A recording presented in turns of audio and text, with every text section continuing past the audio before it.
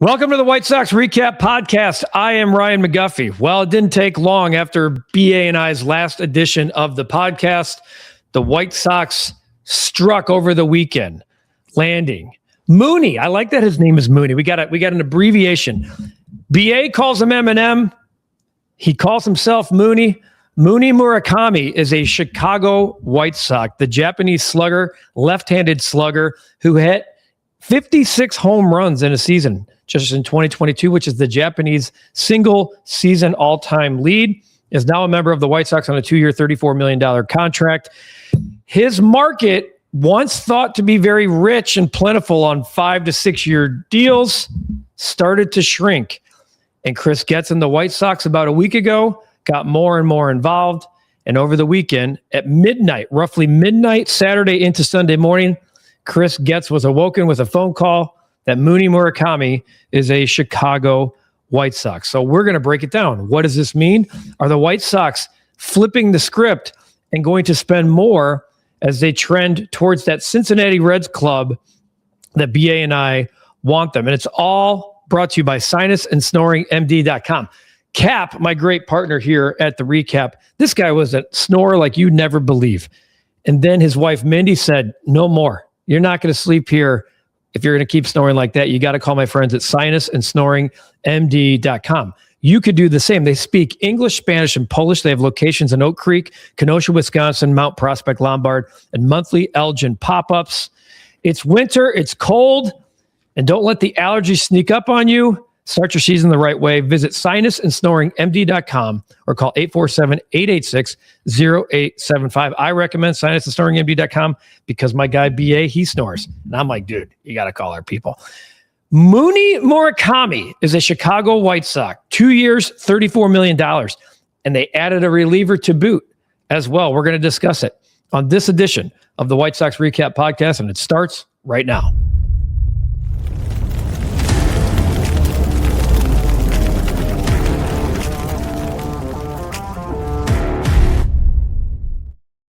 Well, BA, what's up, buddy?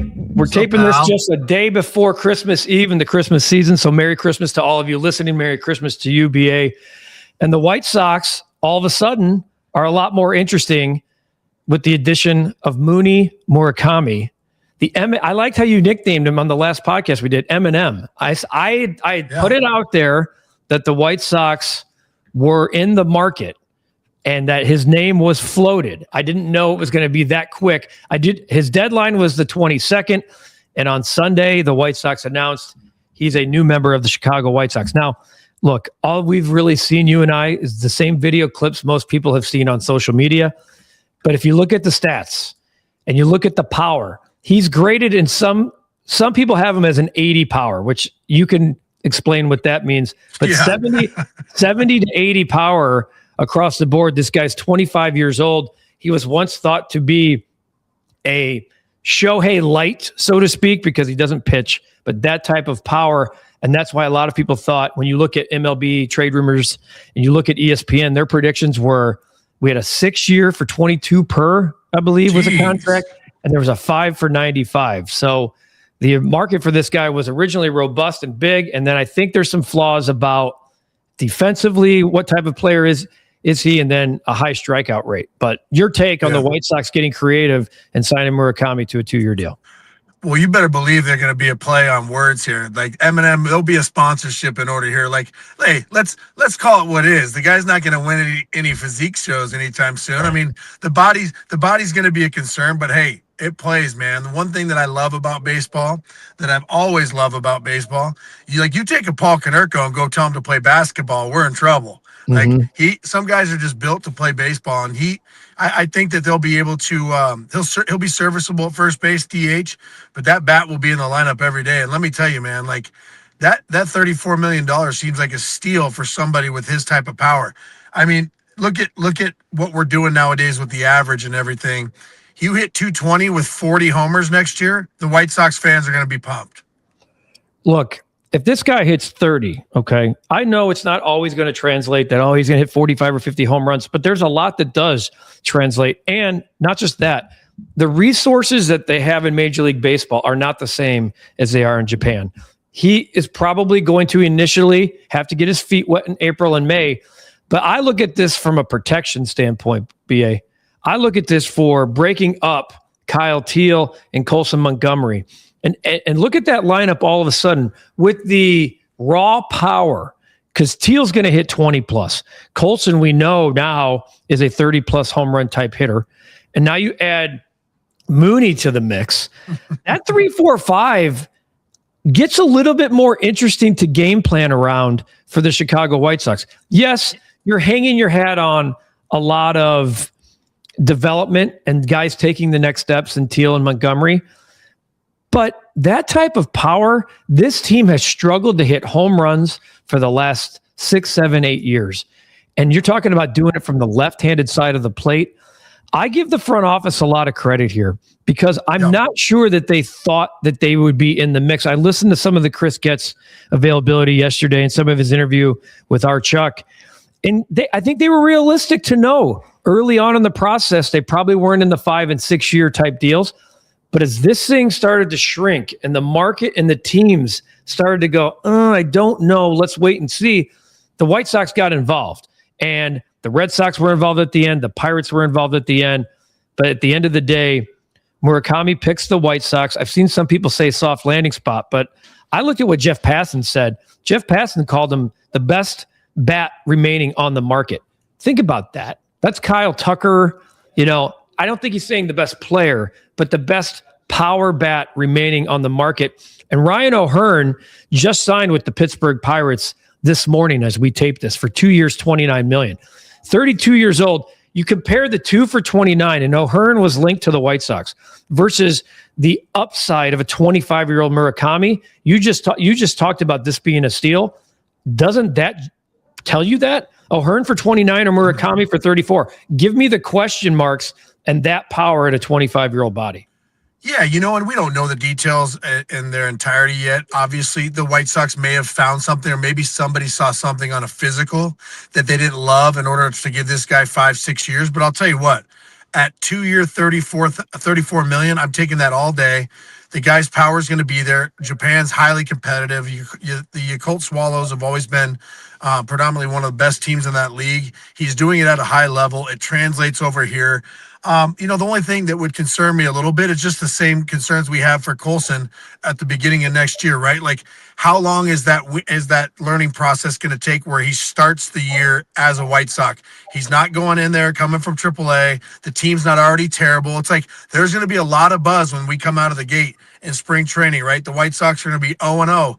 They're tied for first place the first game of the season. So when Mune comes in there, Eminem starts smacking the ball around, we're going to look for some heavy, hard contact and minimal strikeouts. But again, you can strike out 200 times nowadays. If you hit 40 homers, 200 strikeouts isn't a big deal. I agree. And you have different type of players, the Chase Maedros, the Edgar Carrolls that can work some at bats, Kyle Teal that can get on base, give you a higher on base percentage. Not every guy in your lineup needs a 360 on base or higher. That's just the case. No, and to your point, Guff, you brought up a good point too. Like you're saying the heart of that lineup, that 3-4-5 is really nice. Well, look at how I've been a little bit hard. I've been kind of pressing Carroll and Maedros to step up. They need to hit 8 to 10 homers a year with the amount of at-bats and the opportunity they're getting in the ballpark. That now takes the pressure off them, saying now it's like have good at-bats and get on base. These three sluggers in the middle, the Teals, the Colson Montgomery, and now Eminem, man, that could be 70 homers right there if they really get after it. By the way, that's realistic. Like you just said, that could be 70 homers. And sometimes I'll be like, come on, man. I'm not saying, come on, man. I'm not. Like there's a chance that Colson and Eminem, I love the Eminem thing, by the way. We're going to keep putting it into existence. That those two, I mean, here we could do this. Montgomery and Murakami are Eminem. I mean, like, no doubt. And Maedros. Eminem. Dude, this is coming together all too easy. But those guys could combine for 60, 70 home runs. Just the two, you add Kyle Teal to the mix, and it gets a lot more interesting. I like the low risk, high reward here. Get his feet wet with the White Sox. Then maybe he gets a bigger deal at the end of this 2-year deal. Maybe you're not where you want to be next year. He becomes a trade candidate, but maybe he just finds comfort here. And then the White Sox give him a bigger deal at the end of 2 years. I don't want to talk about what's going to happen 2 years from now, but let's talk about how the White Sox, 2 days after, and as we tape this today, the White Sox announced that they signed Sean Newcomb to a 1-year, $4.5 million deal. Now, Newcomb, per Jeff Passan, says arguably the best left-handed reliever left on the market. And you look at his breakdown last year, BA, pitched in Atlanta in 36 games, 51 and a third innings, had a 1.75 ERA before being traded to the Red Sox. He only appeared in 5 games with the Red Sox. 12 games, but he made 5 starts. My guess is that he was probably an opener. But you get a guy that when you look at the big package, in 92 and a third, struck out 91 hitters as a lefty. I love that. Yeah. So a power I love the arm, versatility there, Guff. I'm a huge fan of pitchers that go, hey, coach, Will Venable, hey, Chris Getz, sign me to a 1-year deal. I'll come in, I'll prove myself. You need me to start, I'll start. You want me to come in, be a back-end bullpen guy or a guy that can come in and get us out of that jam in the 4th and take us to the 7th, 8th? I'm your guy there. So I love this sign. So here's the kind of what comes next for the White Sox. I mean, there's been multiple articles about how this has turned the tables for the White Sox. And I don't want people to get too excited. Okay. I don't want people to be like, all of a sudden the White Sox are going to be in the deep end of the pool and paying $150 or having $150 million payroll. But it goes back to what we've been talking about all offseason. Can the White Sox compete with a $100 million payroll? I'm going to throw you a curveball here and say, I think Luis Robert now is more guaranteed to be traded than ever. And they're going to have to pay down some of it depending on who's going to float them a better prospect, whether it's the Reds, the Mets, etc. We've seen those reports out there from some of the big writers. I do anticipate at this point Luis Robert to be traded. And I think that frees up so much creativity. I'm going to give you a couple names. I've been giving names all year long. My question to you is the creativity component here. Okay. Is that when they unload him towards spring training or in the middle of spring training, or are you thinking before? I'm thinking before the end of possibly, maybe the end of the term, maybe before 2026 is actually a real thing. Maybe before we put a bow on this thing. Maybe before we put a bow on this thing. I'm going to give you a couple names, assuming Luis Roberts traded. Okay. They need another pitcher. They need a reliever. I mentioned Kirby Yates in the last podcast as a potential flyer. I'm going to put him as my potential flyer. Somebody like Jose Quintana, bring him back as a veteran starter. It's not going to be, people are going to be like, oh, geez, he's like 35. He keeps pitching for winning organizations, folks. Hey, anything under a 5, Guff, you take a Jose Quintana, who's the best clubhouse guy ever, who's the Latino pitching version of Jim Thome as far as clubhouse guy. Like, if you have a 4.5 ERA as the number 5 starter and can also, pitch situationally, you got to bring that guy in. 1 year, 5, get that guy over here. Can I tell you, I'll go back to 2022. Jose Quintana, 32 starts, 2.93. 2023, he was banged up with the Mets, 13 starts, 3.57. 2024, 31 starts, 3.75. Last year, 24 starts, 3.96. You're talking about a 5. This guy's under 4. We're making the playoffs, pal. We're going to the playoffs if we get that guy. I just want the innings and the veteran leadership, kind of like the Martin Perez. And of course, it's a great way to kind of put a bow on his career, if you will, because he had all of that success, the All-Star with the White Sox. And then it's like, well, what are you going to do in center field? You got the kid from the Rays that has high upside, former top prospect. I think Brooks Baldwin. I know where you're going. Where you're going right now. No, you don't. There's no way. Where am I going? I honestly, I'm a bad baseball fan because I thought for sure you're gonna drop a Cedric Mullins on me, man. He's already gone. He's in Tampa Bay. I'm giving you another. I know. Here's where you get the White Sox signed Harrison Bader to like a $7-8 million deal. I love that. Yeah, a 1 year. Hey, you know what? Give him a 2 for 15. We'll take him. You stop giving extra years when you don't need to. Look, they gave Luis Roberts 6. Well, I can't handle it anymore. Chris Getz didn't give Luis Roberts 6. Okay. Hey, yeah, but I will be on my deathbed, and when I'm having my coming to Jesus moment, or I'm sitting there trying to come to terms with everything I've done in life, and I'm going to be like, I just can't understand one thing. Like, I didn't know people got $20 million to try their hardest again. I hate it so bad. I told you, my car's been warm. I've had to refill it with gas, waiting to take Luis Robert to wherever it happens to be. But I like this. The creativity puts us around $90 million for our roster. And I know he's gone too, but man, I know that Kenley Jansen's still stinging you. I know it's killing you. It chaps me because that gets you right at 100, man. And then we shut it down for the year, and we tell Cap Tell Cap where we going for dinner. Yeah, I'm telling you, it wouldn't even get you to 100 if you trade Luis Robert and save that $10 million because you're going to give $10 million surplus. It's just, yeah. Hey, see, this team gets a lot more interesting coming back to how we started this thing with Mune Murakami, who's now a member of the Chicago White Sox. And if you look up his, career in Japan, 265 home runs in 8 seasons. 265 home runs in 8 seasons. That'll play 36, 28, 39, 56, 31, 33. Last year, he hit 24 in just 69 games. This guy can hit the ball, and it's raw, man. It's real. And I give the White Sox, like, for people saying, oh, they're not spending. We've been saying all year, they're not going to spend in the deep end of the pool. But you just acquired probably the best power bat on the market that remains. That's not Kyle Schwarber. Maybe this is Japanese Kyle Schwarber. Low average, high slug, ton of home runs, maybe not as high as on base, but over those 8 seasons, BA, that's 33 bombs a year. Any team on planet Earth would take Kyle Schwarber. I don't care if he plays a position, chucks the ball down the left field or right field line, man. If you're going to clobber 40, do what you want. And he's just the best dude on and off the field that you could ever want. So I think it's great, and I think it's a good Christmas gift for the Chicago White Sox, not just the organization, but if you look around how Major League Baseball, like the ESPN grades every move of the offseason, what do you think the grade was for this move? I mean, I was so blown away. I thought when we were talking about that last podcast, I'm like, what are you talking about? Like, what are the White Sox going to shell out 70? But the fact they got him for 34 gives you B+ all day. They gave the move an A+.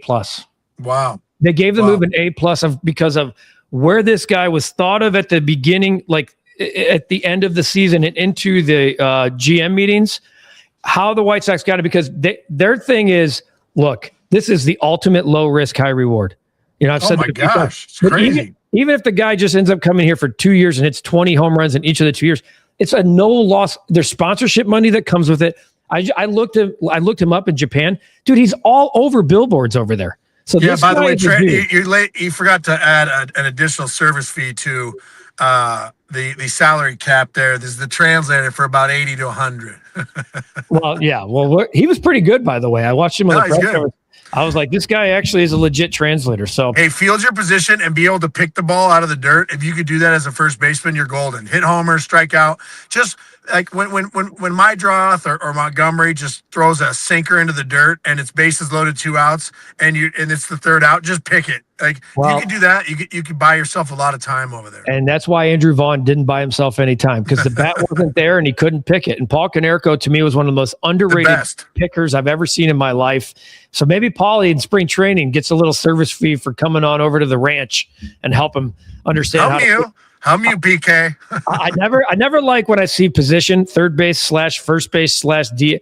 Like, that tells me, okay, like, you can hit, but we need to find a place for you somewhere. But the White Sox are penciling him in at first base. Nice. They've had again, it's been almost 40 years since they've had a first base problem. But it's a great gift. BA, Merry Christmas to you, my friend. Appreciate our relationship, our friendship, and what we're able to provide White Sox fans across the board. And I hope Scarlett gives you enough gifts just in the way her face smiles, because every time I see that kid smile, it makes me happy. And as you know, you're partial. I am partial, but she's a spirit animal because we share a birthday. So the two of us, man, that's what makes her special. Serendipitous, brother. I appreciate you too, man. Love you, man. Love you, brother. That puts a wrap on this edition of the Chicago White Sox Recap Podcast, where the White Sox, for the last time, have signed Mune Murakami to a 2-year, $34 million deal, and add Sean Newcomb, a high-end left-handed reliever, for $4.5 million. I have a feeling before the new year, we're going to be taping a breaking news podcast. I do. No doubt. Let's do it on the fly. And I want to hear from the fans, man. It's been a while. We'll get some of the Section 108, the 108 boys, or we'll have some fans call in or send you some questions. I miss it. Let's see what happens. If Luis Robert gets traded, we'll do a ask the fans, open it up to the podcast. BA, nice. Merry Christmas. And remember, it's all brought to you by Sinus and Snoring MD. If you're a snorer, help yourself. Help everybody in your house. Help the guy that's sitting there pointing to himself, because sinusandSnoringMD.com is the place to go. 847-886-0875. Cap was a snorer. He occasionally gets a cat nap in here at the recap office. And thank God he went to sinusandSnoringMD.com, because that problem is no longer a thing. 25 years of experience treating sinus, snoring, allergies, and sleep issues. English, Spanish, and Polish in the locations of Oak Creek, Kenosha, Mount Prospect, Lombard, and monthly Elgin pop-ups. Thank you for watching this edition on YouTube. If you don't already subscribe, make sure you do. Click that notification bell every time we drop a new episode of the podcast. Boom, you get the notification. Happy holidays and Merry Christmas to you and yours.